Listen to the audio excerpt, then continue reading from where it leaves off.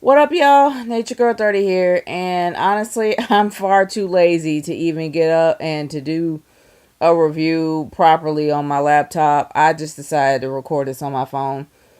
I just got done watching Survivor Series. I didn't watch the kickoff, but I ended up finding out that Kalisto lost and Enzo won. Knew that was happening. Now, I ain't gonna dive too much into this because I'm gonna tell you, this was probably one of the best Survivor Series I have ever watched in a very long time in this modern era, except for the main event, and that kind of tainted it, in my opinion. Now, I'm going to go into what the best matches were of the night, and then I'll just go into the worst.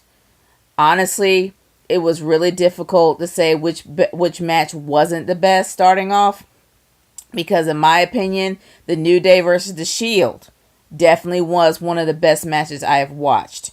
But that's like one of the matches of the night. The second one, by far, 100%, was AJ versus Brock Lesnar. That was truly the ultimate David versus Goliath style match. And they delivered. AJ, I knew that AJ was not going to win, but he was going to give Brock Lesnar a hell of a fight, and that is what he did. And I would not be surprised at the end of the day that he's going to have mad respect from Lesnar. But I think that from what I'm hearing is that Lesnar actually requested AJ Styles to be in a match with him with champion versus champion. So that is honestly an honor in itself. The fact that you had the Beast request you to wrestle him and he gave it his all. Like, seriously.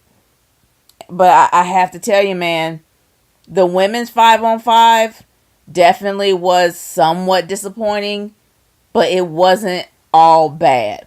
It was good that Asuka ended up being the last woman standing, but it was bad that I couldn't see the match that I really want to see between Nia Jax and Tamina. That's the match. That's a dream match we're never going to see again. How come it just couldn't play all the way through? It just felt really, really short. And honestly, the fact that Becky Lynch got pinned by Bayley, that was, yeah. And I'm also happy that we did not see Sasha Banks either tap out or get pinned by Carmella. That I would have raged if that happened. But the one thing we didn't see, the one person we didn't see that everyone was believing it was going to be there was Paige. We didn't even see Paige. She ended up sending a tweet wishing everybody well. I'm like, okay, aren't you supposed to be here? I'm just saying. But other than that, we end up getting Natty. And like I said on my predictions, if Natalya is on the team, it's going to lose. The team's going to lose. And it did.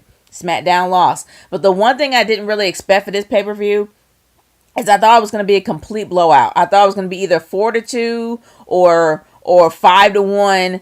But it actually was like 4-3. SmackDown was building up. And I'm kind of happy they didn't make SmackDown just look completely weak this whole time.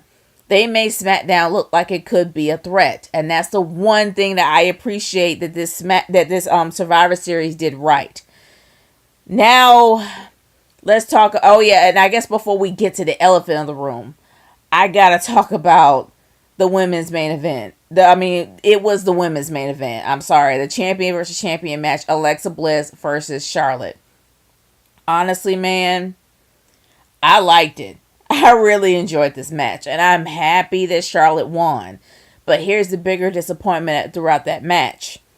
It wasn't so much how, and a lot of people saying that the ending was weak. The fact that she tapped out to the figure 8 leg lock. Honestly, I was happy that Charlotte won, and I was happy that Charlotte did submit and cause Alexa Bliss to tap out. And I know a lot of people are like, that's going to make her look weak.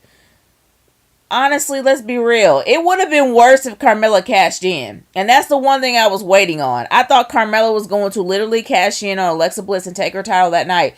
That would have made something better. Because let's be honest. Alexa Bliss, anyone can beat her. I'm sorry. She's a talker. She's a great talker. But anyone can beat her.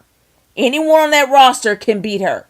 The one that's pretty much up there at the same level as Alexa Bliss is Carmella. So if Carmella stole the title from her, it would have been interesting to see them fight. I'm just saying, because Carmella looked like she was getting better in the ring. So it would have been nice to actually see that happen. Something interesting happen besides that. But despite all that, it was an amazing match. I got no beef with it at all. But other than that, man, let's talk about the elephant in the room, and that was the main event, the 5-on-5 men's. Oh boy, this match actually did start off great. It started off absolutely great, man. Really great. And then we came to Triple H. I knew that it was going to be something screwy because you end up having Kurt Angle, you end up having Triple H and Shane McMahon in the same ring. Now, I thought that John Cena was going to play a factor in this. He was barely in it. I didn't even know he was there. I thought he got eliminated. Then you end up seeing Randy Orton get eliminated and end up Shane being the last man standing. Unfortunately, it seems like that it was literally making Shane McMahon look better than his entire SmackDown roster, and that's not good. You're the commish. You're supposed to back off and let your talent look good. But unfortunately, Shane McMahon was the last man standing. So what do you say about that? Like, I mean, I love me some Shane, but not at the expense of his players. Come on. And then that weird ass ending when you had Triple H coming out of nowhere pretending to help Shane and pedigree him. And then all of a sudden he's raising Braun Strowman's hand in the air. That was the weirdest finish I've ever seen in my life. I don't know what they were thinking and why they signed off on it. But that tainted pretty much the whole match. In my opinion, the pay-per-view, and I'm going to be real here, the pay-per-view was stellar. It was by far stellar, and it was the most solid pay-per-view that I have seen in a while, Survivor Series wise. But that main event was bad. It was just not that good. The finish was bad. The match itself, everything was at a steady pace. Everything was at a quick pace. It wasn't slow. It wasn't blocky. And sure, I mean, people talk about there was a few botches here and there. That's human freaking error. I'm not even talking about that. The fact is that the pacing for every match was steady. Maybe you could have got a little bit slower when it came to Nia Jax and it came to Tamina, but it started picking up again. Every match had a really steady pace, a quick pace. But then you get to the ending. When I saw Triple H in there, I knew it was going to be bad. Y'all remember WrestleMania 32, and y'all remember that this Survivor Series main event. That shows you that Triple H cannot main event as well as he did back in the day. He could put butts in seats, but it don't mean the main event's good. It doesn't. I'm sorry. Any match that he's in so far, people keep saying that him versus Seth Rollins was great. It was okay, just in my case. But WrestleMania 32 with him and Roman was bad. And this match was bad. The ending was bad. Now, the fact is, if you constantly keep seeing Triple H up in here, and people keep thinking that Triple H is going to put butts in seats, they're right. But to have a decent ending, I haven't seen it yet.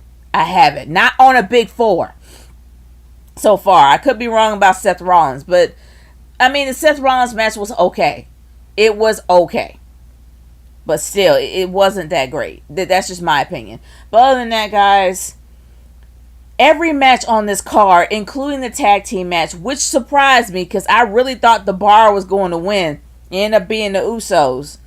But every match that was there, even the IC match was surprising. I honestly thought that it was going to be The Miz taking it, but it ended up being Baron Corbin. I never thought it would be Baron Corbin. And then you had Maurice out there.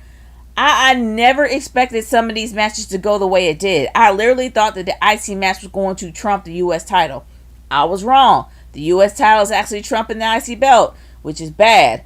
But other than that, man, this was a solid pay-per-view, regardless of how bad the ending was for the main event.